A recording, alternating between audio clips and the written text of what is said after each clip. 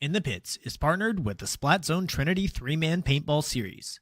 The series, put on by Splat Zone Indoor Paintball, offers a fun and competitive opportunity for tournament play for players of all experience levels.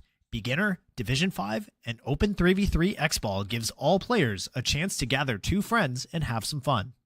Are you a beginner interested in playing, but worried your setup won't be competitive? Not to worry, Splat Zone will have several setups on hand for beginner division players if needed. The series is even investing in bringing my personal ref crew from outside the Houston area, guaranteeing that your experience that day will be run smoothly and fairly. Registration is live now for the season opener on Sunday, May 25th, so grab two friends and get signed up today. In the Pits is partnered with Bem Wraps. Behind every mask is a unique and creative player. Tap into it when you order your next custom headpiece. Their Build-A-Band lets you communicate with them one-on-one to make your order just the way you want, all the way down to the color of the stitch. Check out their Instagram at BemWraps for drops and build videos of them working on orders. They offer very competitive pricing, so reach out today to get started on your own one-of-a-kind headpiece. In the Pits is partnered with 71 Designs. Owned and operated by veteran Wade Martin, and partnered with fellow Texas brand Compete. 71 Designs can take your ideas for soft goods, merchandise, and casual wear and make them a reality. Message 71 Designs on Facebook or Instagram to get started today. In the Pits is partnered with QBR. Are you seeking to heal and recover from the toll that paintball puts on the mind and body? QBR has the solution for you. Head to QBRofficial.com and use code PITS10 for 10% off of your order, plus free shipping. QBR, they don't sell broccoli. In the Pits is partnered with XTPL Events. The Extreme Tournament Paintball League is a series put on by the Lukow family of paintball fit fame that gives the opportunity for players to learn and grow together as a team. 3-man, Challengers and Champions X-Ball, Draft Mech X-Ball, Super 7s, U3v3, even Glow-in-the-Dark Mech X. There's something for everyone at XTPL. Not to mention prize tosses, raffles, and the infamous paintball munching contest. Events happen throughout the year, and the prizes never disappoint. Sign up for an XTPL event today on PB Leagues. In the Pits is partnered with Hydra. Designed by players for players, you can outfit yourself in Hydra gear from head to toe. Have confidence that when you make a purchase from Hydra, you are purchasing a well-tested and well-thought-out product, trusted by several top teams, including World Cup Pro Champions Paintball Fit. I personally recommend their Hydra Black knee pads. Purchases over $100 receive free shipping. Head to hydra.fit to browse their selection and discover the Hydra mentality. In the Pits is partnered with Texas Pro player Jared Sherman. In a world where saving time means making money, Jared's local seed bank is making waves in Texas, carrying a large assortment of Texas-approved varieties for use in the Texas Hemp Program, seeds for novelty use, as well as premium genetics bred for solventless extraction. Jared Sherman has the ability to satisfy even the most sophisticated collectors. Head to his website and use code INTHEPITS for 10% off of your orders. In the Pits is partnered with Mariachi Águilas de Oro.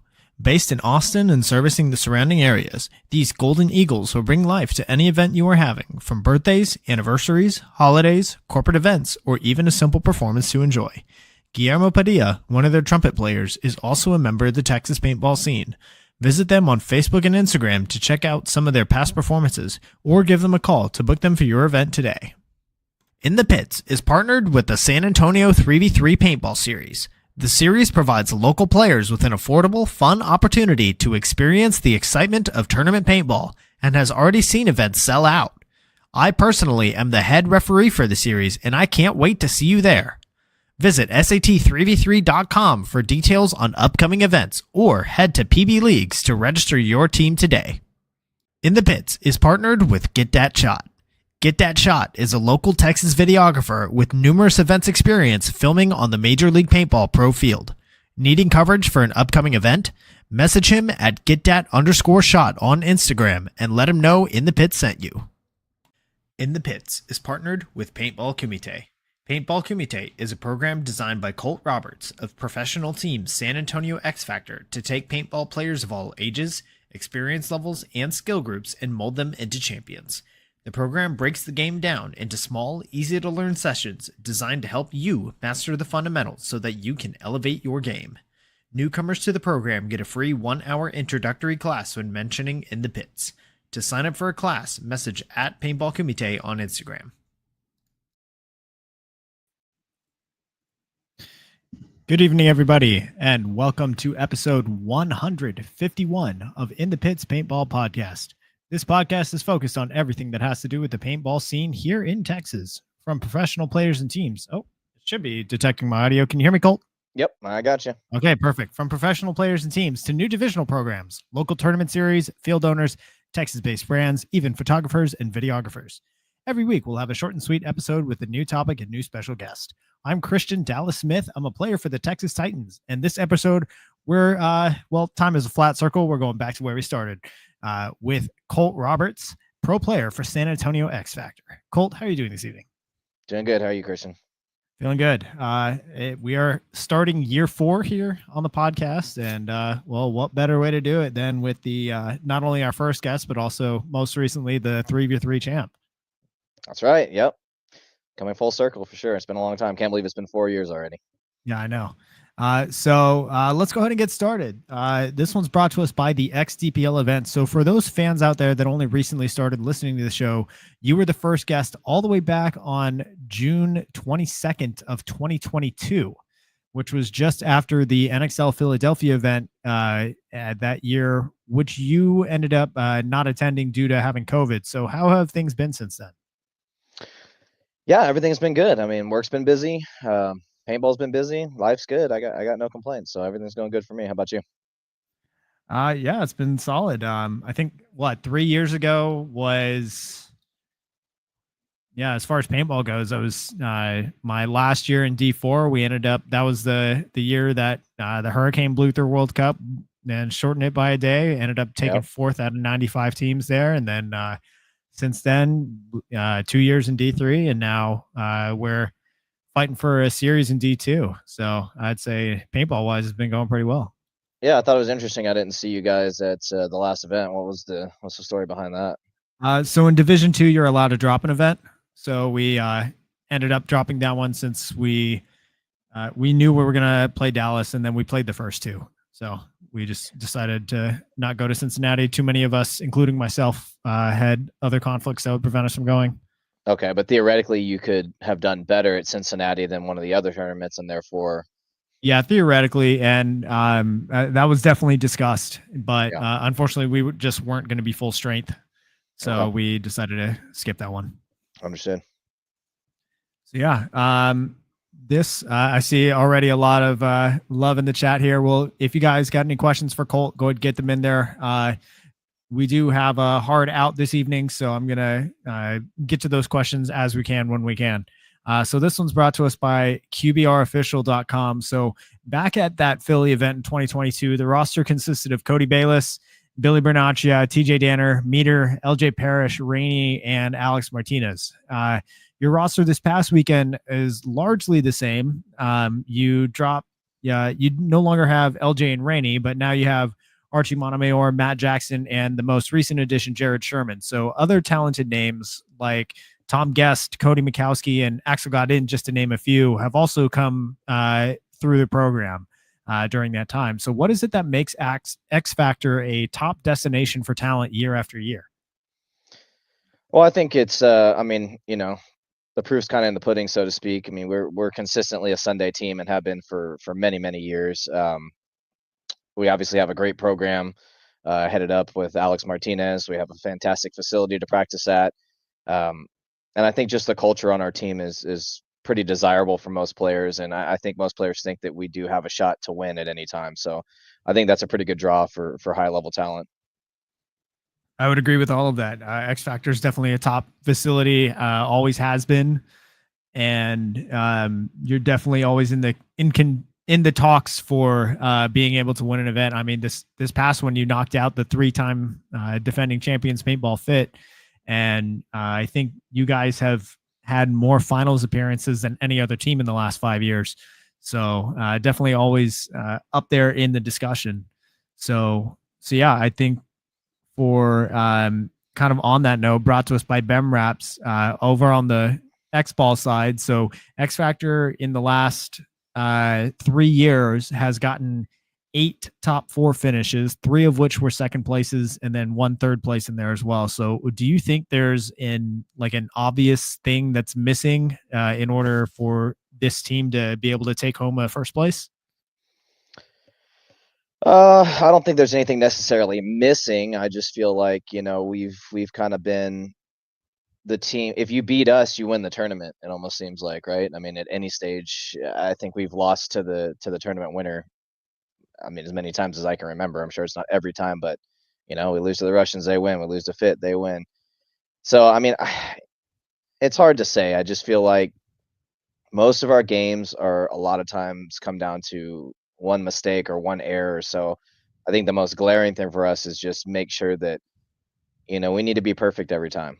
We can't have big moments overtake our mental agility at that time, and I just think it really is coming down to just an error or two that are costing us these tournaments. So we just got to be a little bit more crisp. It's as simple as that. I think that we've been on a good trajectory. I think that we've been in the hunt many times. I think that we've played fields well many times.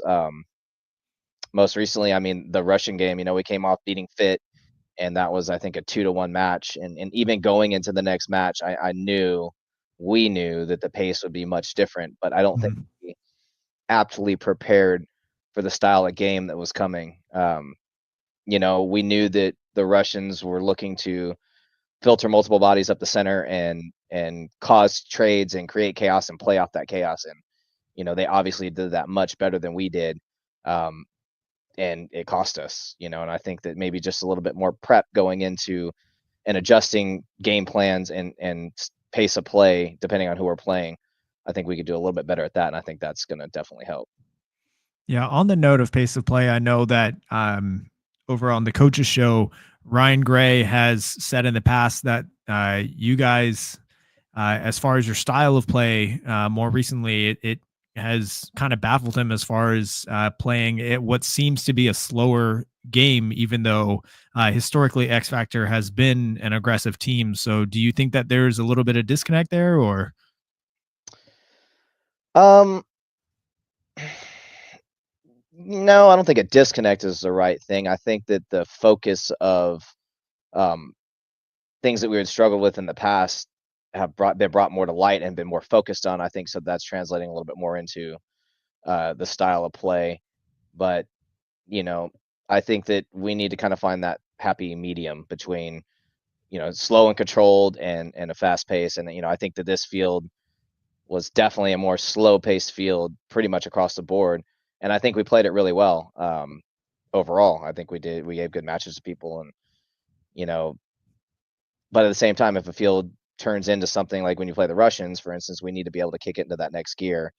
And it's funny because every practice, you've seen a lot of our practices, it's always fast paced, high scoring, all that whatnot. But I think in the past we've seen our practices not translate super well into going to events where everything slows down and everything's a lot tighter. So maybe we've overdone it a little bit as far as going towards trying to play too perfect and taking out a little bit of the artistry, if you will, in being creative and taking some risks. So yeah, I mean, I'd like us to be a little less risk adverse, but at the same time, I think that focusing on these elements of the game has also improved us a lot. So once we find that kind of middle ground and balance it out, I think it's going to be really good, and I think that will kind of elevate us over this hump of top 4 finishes. Yeah, fair enough.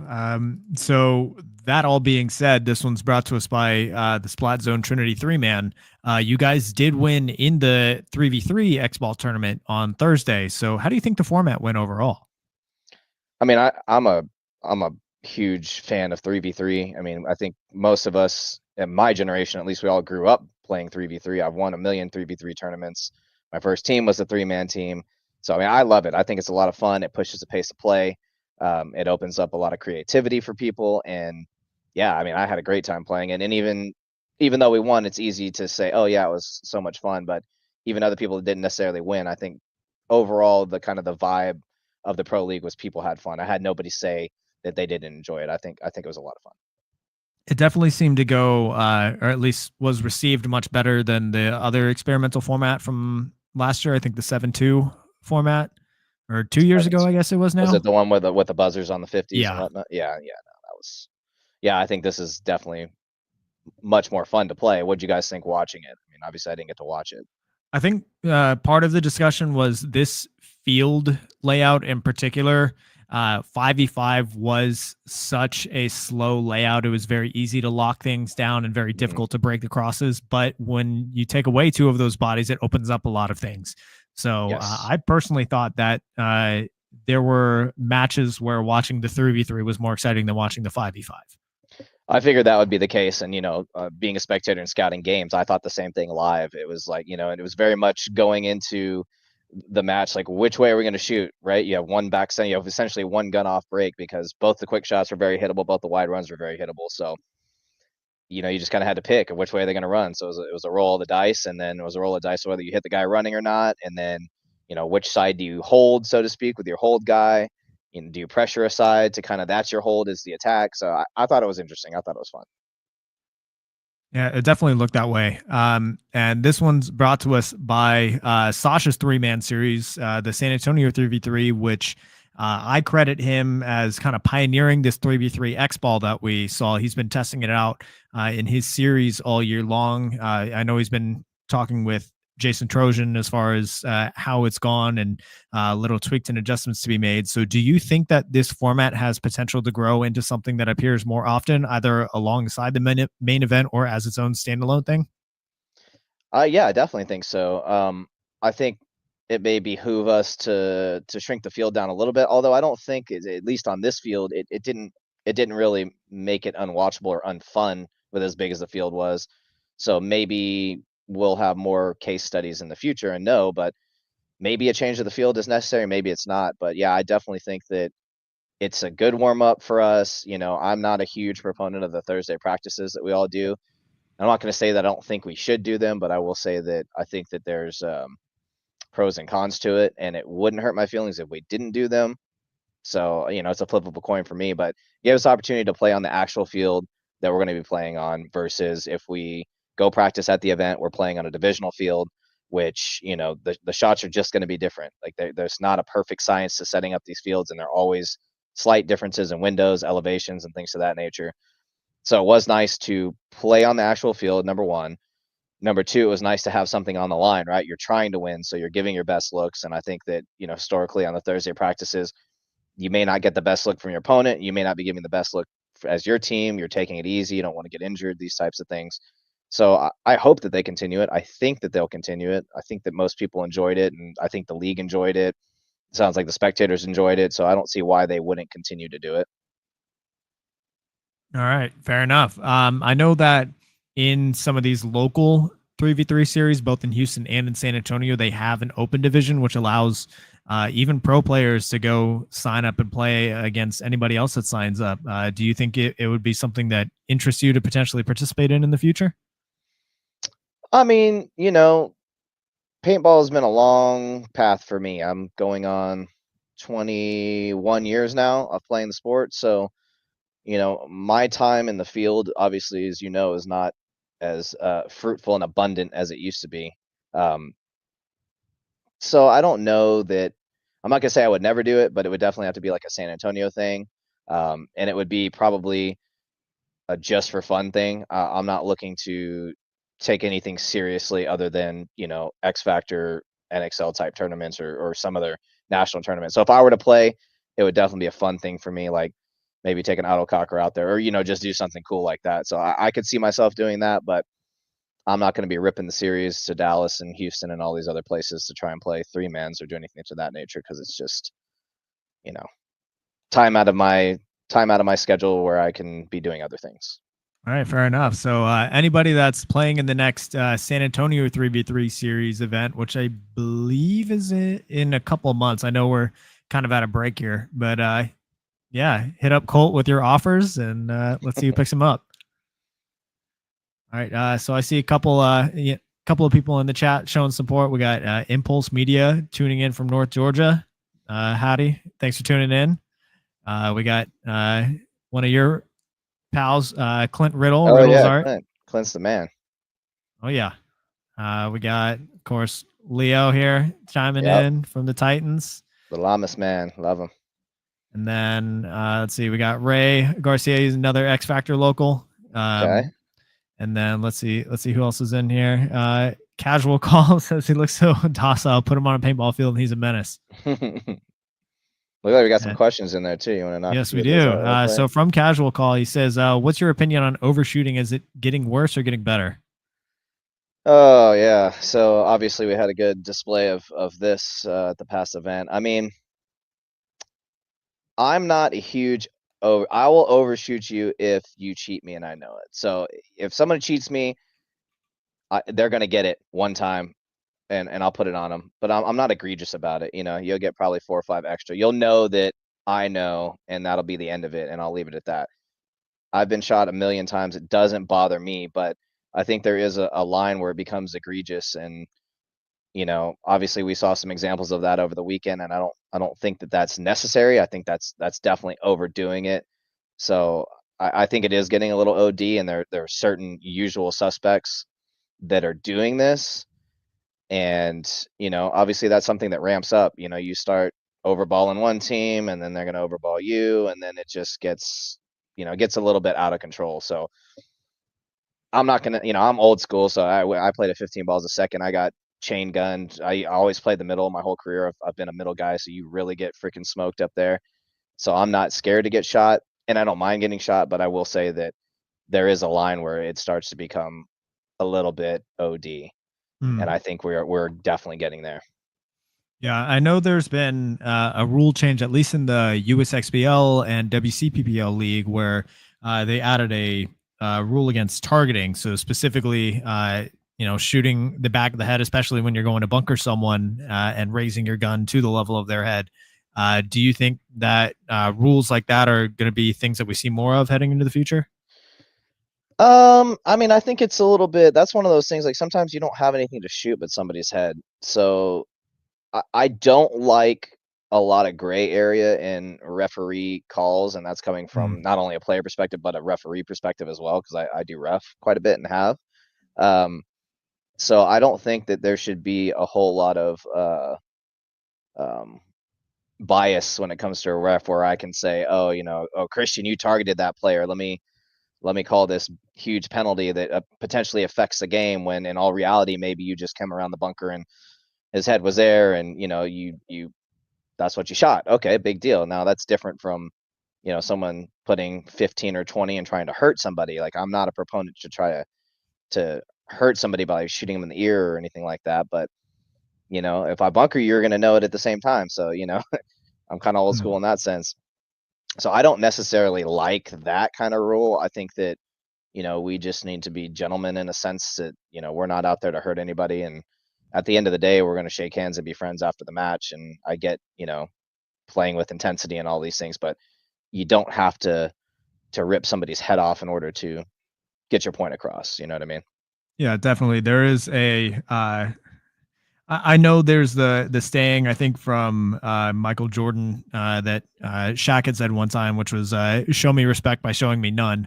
But at the same time, there's definitely a line that gets crossed when Right. it comes to that. I know that Tyler Speece, whenever he came on the show, he told a story about like taking a ball to the temple, and then like it ended up giving him like a concussion, and he had to like he quit his job, moved back in with his parents, and it seriously affected his life for well over a year.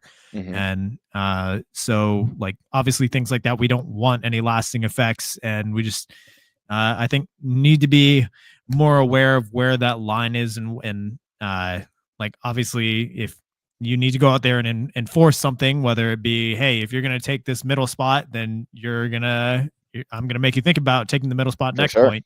For sure. But at the same time, we definitely don't want to permanently hurt someone. Right. Agreed. So one more question here in the chat from Leo. He asks, which Titan is your favorite to shoot? Dylan. Definitely Dylan. Just because he does dumb shit that I tell him not to do. And so when I catch him doing it, it's just kind of good reminder of like, you know, hey, idiot, the hell are you doing? You know what I mean? Yeah. So it's because I can only tell him so many times, but when I actually get to enforce his stupidity, I got to enforce it 5 times on you guys at practice the other day. Oh yeah. Yeah. You guys You, had that 5-on-2, yeah, 4-on-2, one of the two. yeah, 4-on-2, and then I threw it away, and then Dylan threw it away, and then You all threw it away, yeah, individually threw it away. individually. Yeah. So, So yeah, a but, little lesson to the wise: when you close games, close as a team. Don't give a guy mhm. individual 1v1s. That's the worst thing you can do. Yeah, and definitely don't Walk creep into through your the bunker. widest gap on the field. Exactly. All right. So getting back to this one's brought to us by Mariachi Águilas de Oro. So you also had the honor of appearing with Team USA men's and veterans line since we last spoke. So what is that experience of playing for your country and taking home the championship like? I mean, that's one of the coolest things for sure. I mean, you get to not only play with people that, that are your peers and the elite of the elite, which is super cool because they're the people you play against all the time. You get to play with them, but then you get to play with them for, the glory of America, which is just super cool. So, I mean, that was definitely one of the most fun experiences. Um, I may go again this year. I was invited last year. I got invited again this year. So if I can find the time out of my schedule to go, I'm definitely going to try and go because it's just the most fun thing. And so yeah, I love it. That's probably the most fun paintball. All right. Well, if you end up going again, we'll definitely be watching with great interest. Yes. So this question is brought to us by Paintball Kumite. So when we last spoke, all the way back in episode 1, you revealed that you were starting the Paintball Kumite program, and the very first class ended up having massive turnout. I think like 20 people showed up or something crazy like that. Yeah, it was Uh, closer to 30. I think it was like 28. It was insane. yeah, Too but much. over time we've seen less and less of the class being held, with the last class being on October 20th, and before that was January 28th of 2024. So what's going on with Paintball Kumite? Always leave it to Christian to keep me in check.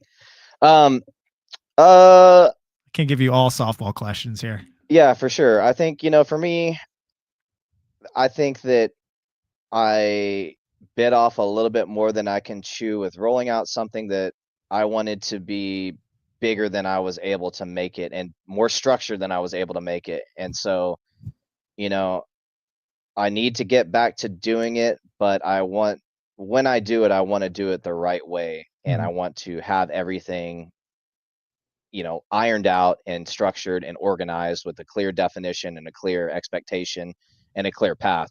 Um, so I think what's going on is I'm waiting until I'm done playing personally, and then that'll be kind of my outlet and continuing to get back to the community. But in the meantime, I definitely do need to get out there and at least do some, 1-day sessions and things here and there I need to sprinkle in every couple months. So I definitely want to get back on the track of where I'm doing a class, once every month or two.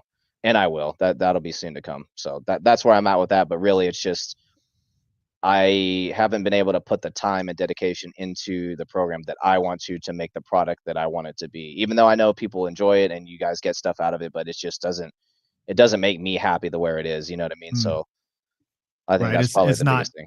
not to the standard that you want to Exactly. put out there. Exactly.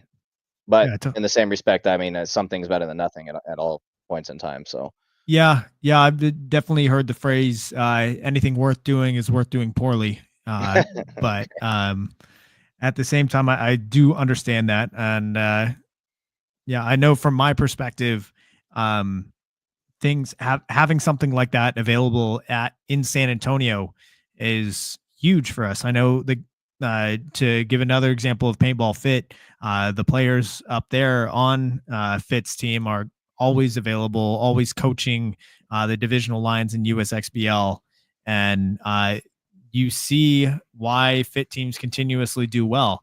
I know right. in San Antonio, as far as I know, Jesse Stevens is the only one that's consistently out there with divisional teams. Every now and then you'll see yourself, Alex Martinez, and Cody Bayless, and more recently Jared Sherman coming out.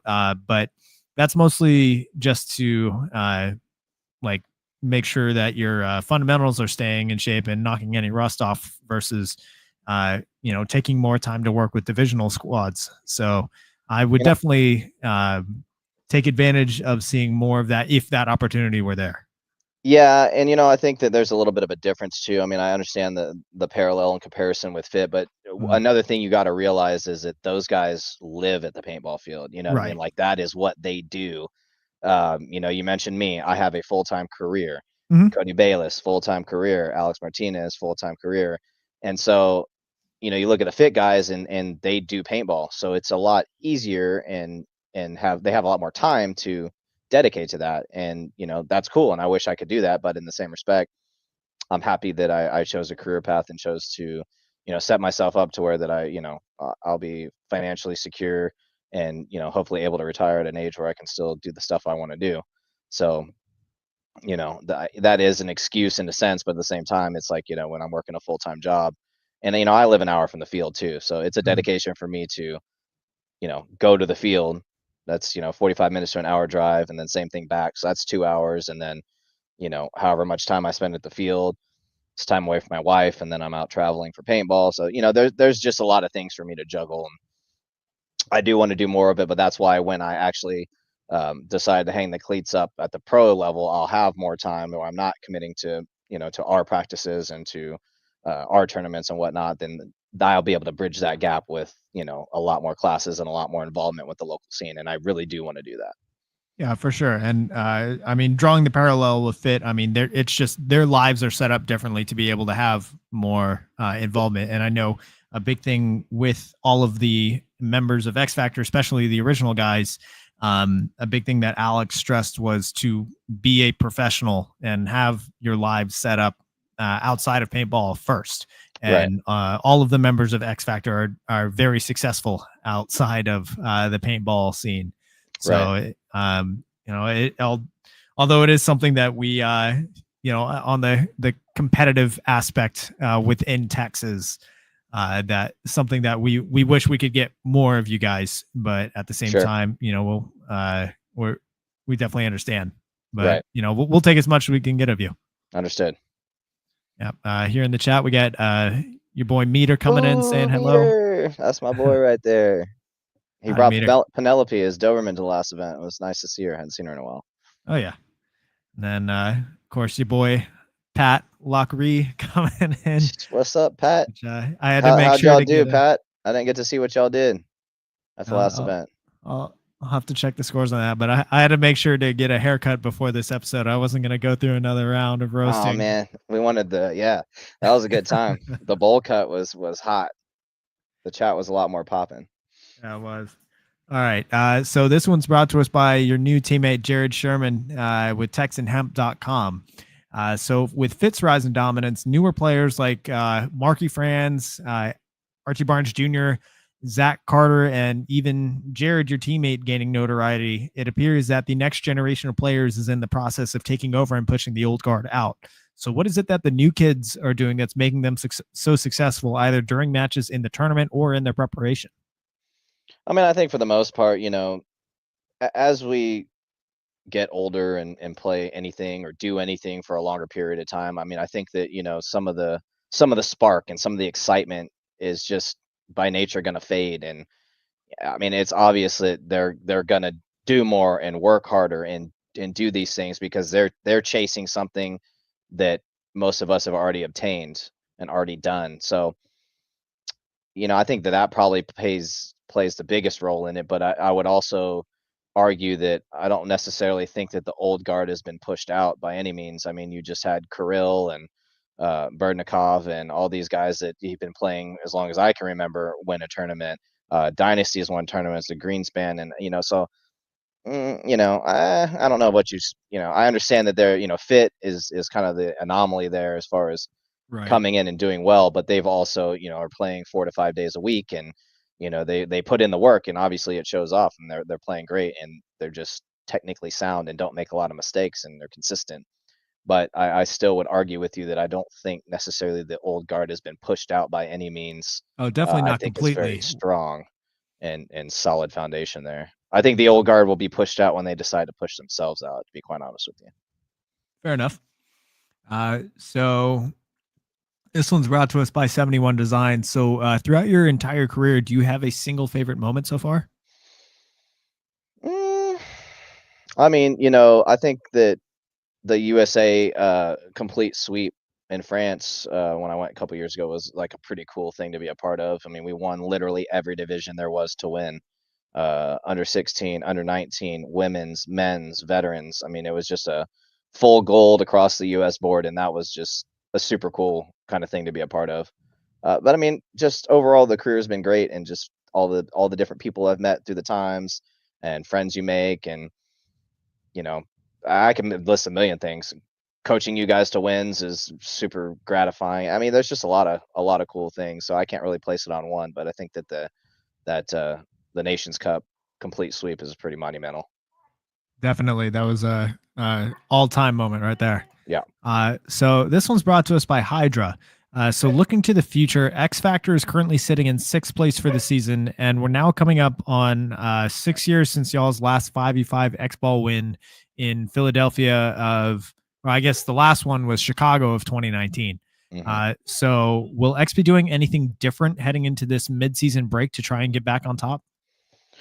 I mean, I think we've been doing the things we've been needing to do. So I don't think that we're not going back to the drawing board and like, oh God, we got to figure this thing out. I mean, I think it's just like I said before, it's some small, minute mistakes that are costing us, and that just can't happen. I mean, so I think just staying focused on what we're doing, trusting in the system, trusting in each other, and continuing along the path, I think is the best thing that we can do. Not trying to second guess anything or reinvent the wheel. I mean, we've clearly shown that we're right there.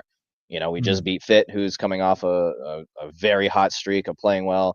I mean, we beat every good team there is to beat, and have beat them many times, and we continue to beat them. So when you come short in a match against one of those teams, it's because of an error in that match. It's not a lack of ability to beat somebody. You know, there's no team that's like, oh, we could just never beat this team. We've beat them all. You know, when we beat Fit in the prelims at the last tournament, and then they go on to win it. You know what I mean? So yeah, I'm not worried about it. We just need to clean up the small errors and be mentally focused and mentally, you know, have a lot of mental tenacity, and I think we'll be fine. All right, fair enough. Are you guys going to be doing any extra practices leading up to that? Yeah, I mean, we have a pretty big break here, so I'm sure that, you know, we'll try and in our little sleeper cells get together. San Antonio boys, Austin boys get together. Fuzzy took my gear bag home after the last event. He did the old swaparoo and texted me when he was at the airport. He's like, I got your gear bag, so I'm gonna have to meet up with him. So hopefully I can talk him into coming to San Antonio, run some drills, get my gear back, and give him his. But yeah, I'm sure we'll have a couple more get-togethers before our practices officially start for the next event. All right, fair enough. Hopefully the Titans get invited to some of these, because I know we've been super appreciative, and we've definitely seen a lot of value in getting the spins that we have gotten this year. Yeah, definitely. All right. So this question's brought to us by Get That Shot, Carlos from the Valley, pro media player, pro media. I think he's been shooting for HK Army recently. Okay. So message him if you're needing media coverage for the upcoming USXBL event or any future events in Texas or in the NXL this year at GetThat_shot. So Colt, is there anybody in Texas? It could be a team, player, brand, project, community member, anybody at all that you think deserves more recognition for what they're doing? Maybe not necessarily more recognition, but I mean, like you said earlier, you know, Sasha's 3-man is, you know, he's really been getting together like the street ball stuff out at XFactor, the 3v3 stuff. So I think that it's super cool to have some events that aren't necessarily as serious and don't cost $1 million to play. So it's been super cool to see, you know, every time we're at practice, there's 1 million tournament players out at XFactor, you know, playing, whether it be a tournament or practices. But it's cool to see the local scene pumping. So thank you, Sasha, for your hard work in that. And then, you know, obviously Paintball Fit, congratulations to those guys. You know, they really turned a leaf and found their stride. And that's always cool to see a new team. And we haven't seen that in a while. You know, you get these kind of generational teams that come up, they come up from the divisional, and then they kind of go on a hot streak, and that's cool. And it hasn't happened in a while. So congratulations to them. They've got a good camp going on over there, and they're doing good things. So yeah, for sure.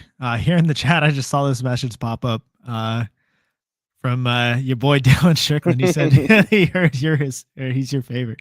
I knew that'd get him to tune in once he heard that. That's right, Dylan. You're my favorite Titan to shoot. Love it. All right. So I think that does it for our time. I don't see any other messages here or questions in the chat. So Colt, do you have any last shout outs or things you'd like to say before we sign off? No, just congratulations on your 4 years run. Is it 4 years or 3 years? 'Cause you said This year is 2022. the start of year 4. Start of year 4. Okay. Well, congratulations on keeping this going. I know it takes a lot of work, and I think that it's a cool thing that you do. So thanks for having me back. Yeah, that's it. If anybody has any other questions, I'm happy to answer them. But other than that, that's all I got. All right. Well, yeah, thanks for coming back. I know we had you on episode 1, and then you also came on episode 35 to interview me. That was a a fun one. lot of fun. Mm-hmm. And then We'll I have to know do that you. one again. Yeah, for sure. I know you've been on 1 or 2 of the birthday celebrations coming in with all of the other prior guests. So Yep. yeah, always a pleasure to have you on here. All right, my brother. We all be good, and we'll see you out at XFactor. Yes, sir. All right, everybody. That does it for our show. Thank you so much for tuning in. Be sure to go follow Colt at Coltimus on Instagram. What other guests would you like to see on the show? Be sure to leave a comment down below. While you're at it, hit that subscribe button. The show goes live Wednesday evenings at 7:30 p.m. Central here on youtube.com/@Major League Paintball. And recordings are posted to YouTube, Amazon, Apple Podcasts, and Spotify the next day. Quick shout out to my partner and sponsor tier subscribers on Patreon, Get That Shot, Paintball Kumite, BEM Raps, Hydra, XTPL Events, Mariachi Aguilas de Oro, San Antonio 3v3 Series, 71 Designs, TexanHemp.com, QBRofficial.com, and the Splat Zone Trinity 3-Man. Lastly, thank you to Major League Paintball for hosting the show. We will see you guys next week for episode 152. Colt, thank you so much. Thank you.